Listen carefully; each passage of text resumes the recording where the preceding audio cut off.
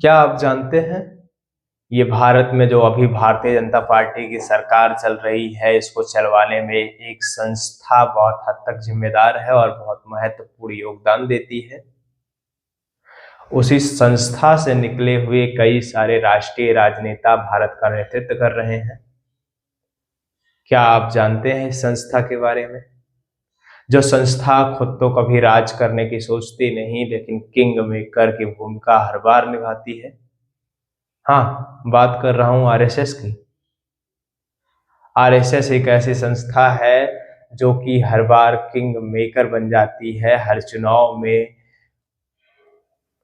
और इससे विपक्षी दलों को इतनी चिढ़न है कि कई सारे मंचों से अरविंद केजरीवाल, राहुल गांधी, सोनिया गांधी, अखिलेश यादव और विपक्ष के तमाम बड़े दिग्गज इस बात की चिंता करते रहते हैं कि आरएसएस ना हो तो जीत के दिखाएं।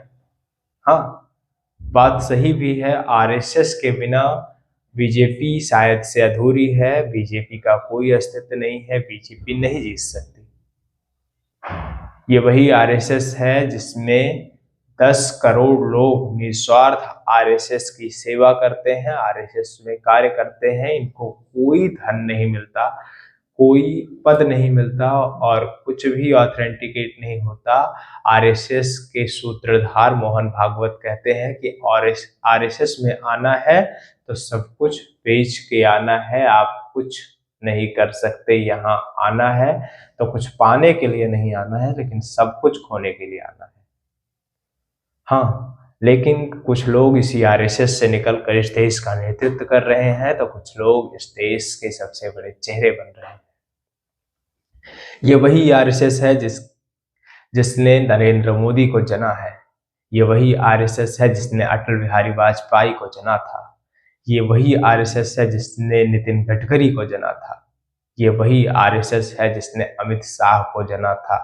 ये वही आरएसएस है जिसने शिवराज सिंह चौहान को जना था। ये वही आरएसएस है जिसने योगी आदित्यनाथ को जना था। ये वही आरएसएस है जिसने पुष्कर सिंह धामी को जना था। ये वही आरएसएस है जो इस देश के तमाम मुख्यमंत्रियों को बनाती है और बिगाड़ती है। ये वही आरएसएस है जिसके कार्यकर्ता आज मध्य प्रदेश के मुख्यमंत्री मोहन भागवत भी हैं। ये वही आरएसएस है जिसके कार्यकर्ता आज हरियाणा के मुख्यमंत्री नायब सैनी भी हैं। हाँ, ये वही वाली आरएसएस है जो हमेशा किंग मेकर की भूमिका निभाती है, लेकिन राज करने के बारे में इसके अध्यक्ष कभी नहीं सोचते। ये 1925 में बनी इस आरएसएस को इतनी शक्तियां हैं कि इसके बिना लगभग भाजपा अधूरी है। आपने इसका परिमाण भी लोकसभा चुनाव में देखा ही होगा। लोकसभा चुनाव में जयप्रकाश नारायण, यानी कि जो उस समय राष्ट्रीय अध्यक्ष थे भारतीय जनता पार्टी के, उन्होंने कहा कि अब भारतीय जनता पार्टी को किसी भी संघ या आरएसएस की जरूरत नहीं है। हम इतने खुद ही मजबूत हैं कि हम पूरे दुनिया पर कब्जा कर लेंगे। और आरएसएस के कार्यकर्ता नाराज हो गए, वो किसी भी मंच पर भारतीय जनता पार्टी के लिए कैंपेनिंग करने नहीं गए। नतीजा आपने देखा ही, 80 सीट उत्तर प्रदेश में और उसमें से सिर्फ 37 भारतीय जनता पार्टी के खाते में आई।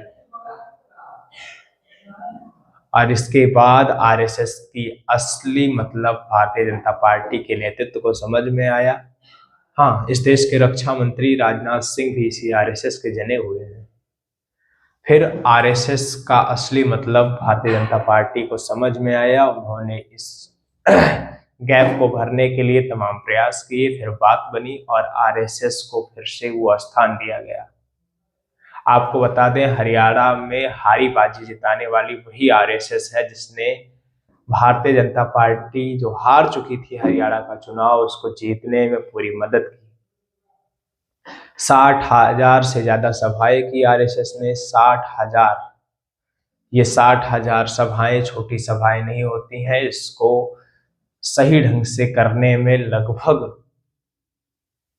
बहुत बड़े एक संयोजक की आवश्यकता होती है, बहुत बड़े एक विचार की आवश्यकता होती है और बहुत बड़े एक पूरे के पूरे सिस्टम की आवश्यकता होती है, जिसको आरएसएस ने पूरा किया और पूरे हरियाणा चुनाव में कैंपेनिंग करके हरियाणा का चुनाव जितवा दिया।